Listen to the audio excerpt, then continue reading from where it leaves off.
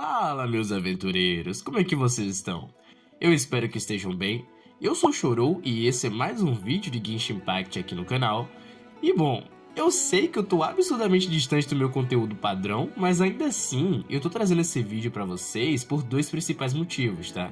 Primeiro, se trata da incrível história do meu jogo predileto, e segundo, é no intuito de poder responder possíveis dúvidas sobre uma das coisas que mais tem se mostrado crucial na base da lore do game, principalmente depois do último ato da missão de Arconte de Natlan, ou seja, o que diabos é o Céu Falso e como essa estrutura é capaz de existir. Antes de tudo, só pra poder deixar claro, tá? Teyvat não se trata do nome do planeta onde a história do Genshin se passa, é apenas um continente onde você pode encontrar 7 nações.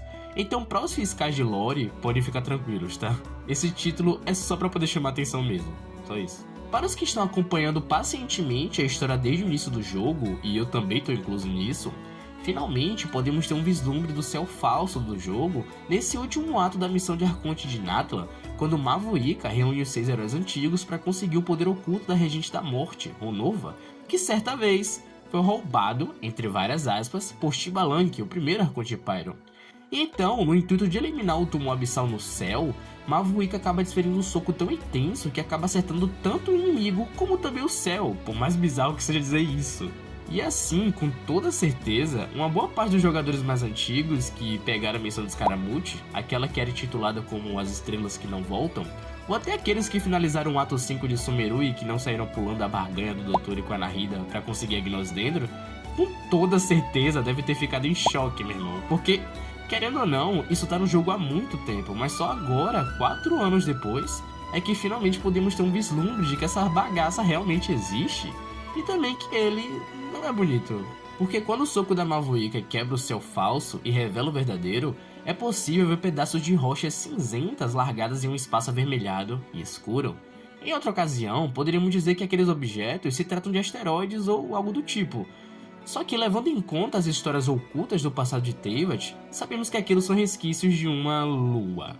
É, você não ouviu errado. E se você não tá ciente disso, deixa que eu explico o que eu entendo até então sobre essas histórias mais antigas, tá? Acontece que no passado, na época em que os elementos existiam de maneira desordenada e quando os dragões soberanos reinavam sobre o continente, simplesmente do nada, um ser primordial nascido de um ovo cósmico acabou chegando em Teyvat e logo entrou em conflito com os dragões. Por sinal, um desses dragões era o Neuvillette, em sua antiga encarnação. Devido a esse embate entre o ser primordial e os dragões, o mundo ficou caótico. Dá a entender também que foi durante esse período que o Rei Dragão Nibelung, que por sinal também era chamado de Pai Formidável, acabou trazendo um abismo para Teyvat como uma estratégia desesperadora para poder vencer o que futuramente seriam os princípios celestiais. Contudo, o Rei Nibelung caiu em batalha enquanto os soberanos perderam suas autoridades elementais, o que permitia que cada um dos 7 tivesse controle total e respectivo sobre seus próprios elementos. Ah, Chorou, mas por que diabo você tá contando essa história? Como isso teria relação com o Céu Falso e tudo mais? E calma aí, meu jovem mancebo. Acontece que após vencer Nibelung e os dragões soberanos, o ser primordial iria criar a partir de si próprio 4 divindades que seriam chamadas de sombras brilhantes, ou então regentes. E sim, eu digo regente porque Ronova, que é a regente da morte, já foi confirmada como sendo uma sombra, tal como Staroth. Ah, mas quem é Staroth? Staroth é a deusa do tempo. Por sinal, essa também era a divindade que governou Monstro de lado do Vente, já que era adorada naquele tempo dos Mil Ventos, e também que foi citada na missão lendária da Raiden A.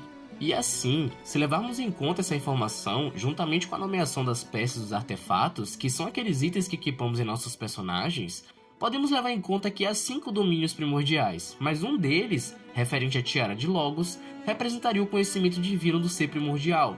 Logo, os outros 4 pertenceriam respectivamente a cada uma das 4 regentes.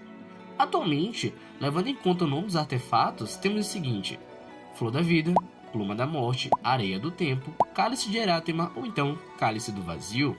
Logo, podemos saber o domínio de cada uma das 4 regentes do ser primordial, e elas seriam a Regente da Morte, Ronova, a Regente do Tempo, Staroth, a Regente da Vida, do qual não sabemos quem é, mas é a pessoa responsável pela criação da Egéria, e a Regente do Vazio, que possivelmente é a Asmodei.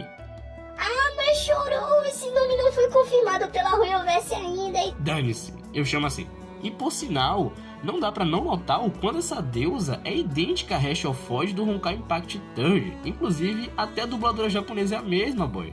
E inclusive, para os jogadores de Honkai Impact Third, vai ter uma curiosidade bem específica, tá? Hashers são seres que buscam destruir a humanidade e que nesse outro jogo da Royoverse são criados a partir do casulo da finalidade. Mas a curiosidade está justamente no nome, já que Hasher é o termo em alemão para regente. Ou seja, fudeu. Porque tipo assim, Hashers são seres muito fortes, mas muito fortes mesmo. Enfim, saí só um pouquinho da linha de raciocínio, mas bora continuar aqui, tá? Na minha concepção, em relação a essa etapa da lore, as regentes do Deus Primordial ganhariam seus próprios espaços, que seriam palácios dentro ou na superfície de 3 luas distintas. E sim, aqui eu tô alegando que as deusas da lua, Arya, Canon e Sonete, são as sombras criadas para controlar Teyvat junto do primeiro descido, que agora era chamado de Usurpador. Porém, aí você pode pensar, não são 4 deusas, então por que só temos 3 luas ou 3 palácios lunares? E bom, não tem uma resposta para isso, só que o mais próximo que podemos chegar de uma explicação é que Staroth, a deusa do tempo, poderia ter sido banida desse grupo. Ah, Chorou, e por que você diz isso, macho? E bom, acontece que depois da tragédia envolvendo Enkanomiya, que se deu após Orobashi, o deus serpente, ter acesso ao conhecimento proibido daquele livro Antes do Sol e da Lua, os princípios celestiais afundaram a nação inteira e mandaram eles para o subterrâneo. Contudo, as pessoas rezavam para Celeste no intuito de serem salvos, mas eles acabaram sendo completamente ignorados, até que Staroth decidiu ajudá-los e pediu para que Aberaku no Mikoto, mas também conhecido como Abrax, construísse o Danishi no Mikoshi, o Sol Artificial. Eu não sei vocês, mas de alguma forma isso me faz pensar que Staroth teria se separado dos princípios celestiais, seja por escolha própria ou não. Mas isso ainda não explica o motivo de termos pedaços de lua voando no céu verdadeiro, correto? E bem, meus aventureiros, acontece que o buraco é mais embaixo. Pois é dito que na história, um cataclismo que é ainda mais antigo que o de Caeria, por sinal, tem até vídeo aqui no canal, tá? Vai lá ver depois. Simplesmente veio acontecer e atingir especialmente as 3 divindades lunares. Como resultado, uma morreu, outra desapareceu e apenas uma permaneceu de pé. Sobre o paradeiro dessas deusas, ou talvez suas supostas identidades, eu pretendo deixar para falar sobre isso em um outro vídeo, tá? Mas continuando, temos o seguinte questionamento: como isso agrega na questão do céu falso? E bom, talvez seja bem como a Mavuika disse, meu palpite é que os princípios celestiais querem manter segredo, só espero que eles não me causem problema por isso. Então, juntando todas essas informações, podemos chegar à conclusão de que de fato uma calamidade absurda aconteceu e destruiu uma das luas, possivelmente sendo essa que morreu, já que quando estamos jogando o abismo do Genshin, podemos ver uma lua por lá, e a outra que se encontra no céu atualmente, e que por sinal só se encontra na fase de lua cheia. Curioso, não? Ao meu ver, e de fato, o céu verdadeiro do Genshin guarda os destroços do palácio lunar de uma das antigas regentes, mas também ele parece contaminado com algum tipo de poder ancestral, semelhante a uma energia avermelhada e também escura. E nesse caso, o céu falso funcionaria como uma forma de mascarar esses antigos resquícios, talvez com uma barreira gigante em forma semisférica, imitando um domo, e assim teríamos o firmamento divino. E é aqui que chegamos no questionamento principal do vídeo, porque se o firmamento fosse verdadeiro, e ele realmente tivesse cumprido a função de guardar os resquícios de um antigo cataclismo, então quer dizer que o mundo onde Teyvat se encontra é plano? Para ser sincero e sem enrolar muito, a ideia de Teyvat possuir um domo tem 2 lados, onde temos a ideia mais absurda e a mais pé no chão. Mas começando pela primeira ideia, nós podemos trazer em conta o estudioso de Sumeru conhecido como Fargani, uma vez que esse NPC acredite que uma teoria da Terra redonda explicaria muitas das coisas, e também parece confirmar que Teyvat é geralmente considerada como plana, mas ele luta para provar isso, ainda que encontre muitas dificuldades e erros em seus dados. E quando você tenta conversar com o Fargani, ele diz que caso Teyvat fizesse parte de um mundo circular como o nosso, esclareceria perguntas de como por que há correntes nos oceanos, ou então por que o Sol e a Lua se alternariam no nascer, e ainda por que haveria mudanças na temperatura. Sabemos que correntes oceânicas podem ser causadas pelo vento, diferenças de densidade em massas de água, salinidade, gravidade e eventos como terremotos e tempestades, mas teoricamente, terremotos não poderiam acontecer em um algoritmo de terra plana.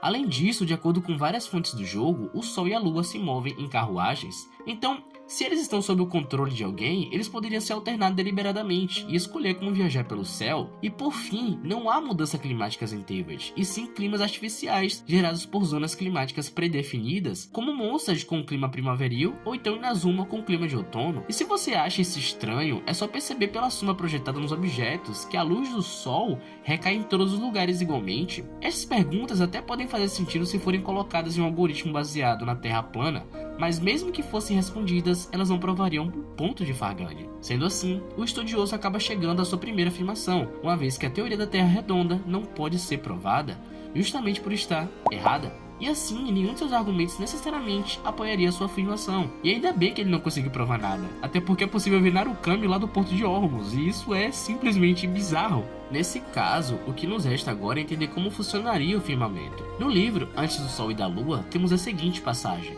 No entanto, Phanes, o primordial, usou a casca do ovo para separar o universo e o microcosmo do mundo. E sim, eu estou me referindo ao firmamento abordado na cosmologia bíblica, onde é dito que no judaísmo o firmamento é a barreira cósmica criada por Deus no segundo dia da criação do mundo, onde ele separou as águas primordiais, abaixo e acima, permitindo a existência da terra seca. Aqui dá a entender que o Deus primordial utilizou parte do próprio ovo cósmico em que nasceu para fechar o mundo inteiro em uma espécie de cúpula. E nesse caso, indo um pouco mais além, o Mar Negro, que é considerado como extensões que estão além de Teyvat, seriam as próprias barreiras do mundo, que por sinal é dito que estão ficando mais fragilizadas. E outra, esse acaba sendo o motivo pelo qual a mãe da Klee, a Alice, parece tão ocupada. Ela está investigando o que supostamente poderia estar acontecendo com as barreiras. Mas, se afastando um pouco agora da ideia mais absurda e passando para a que é considerada a ideia mais pé no chão, temos um pequeno detalhe que quase invalida totalmente os argumentos que foram citados anteriormente. Eu acho que alguns já podem ter pensado nisso no decorrer desse vídeo, mas para os que não perceberam logo de cara, eu tô falando justamente daquele local onde se encontra a tela de login do game. E sim, ela é canônica, até porque o Aeda e a Lumine, quando estavam fugindo de Teyvat após presenciarem o cataclismo de Caenria, acabaram passando por esse local cheio de arquiteturas celestiais. Inclusive, nesse local, é possível ver nuvens para todos os lados, estrelas e até a escuridão do cosmo, evidenciando que há ou existiu algo ainda mais alto que Celestia. Além disso, há muitos debates, principalmente envolvendo a fanbase gringa que acompanha a lore, de que na verdade tudo isso pode ser apenas medidas para otimizar a jogabilidade, ou então para aprimorar a experiência e até mesmo para reduzir as qualidades gráficas em aparelhos mais simples, aderindo a uma escala no mapa do jogo que nunca foi precisa, o que também serve como uma baita explicação. Afinal de contas, como um jogo para vários tipos de consoles conseguiria renderizar uma curvatura em escala proporcional do nosso mundo? Seria simplesmente loucura, mas ainda assim, tudo isso é apenas uma teoria.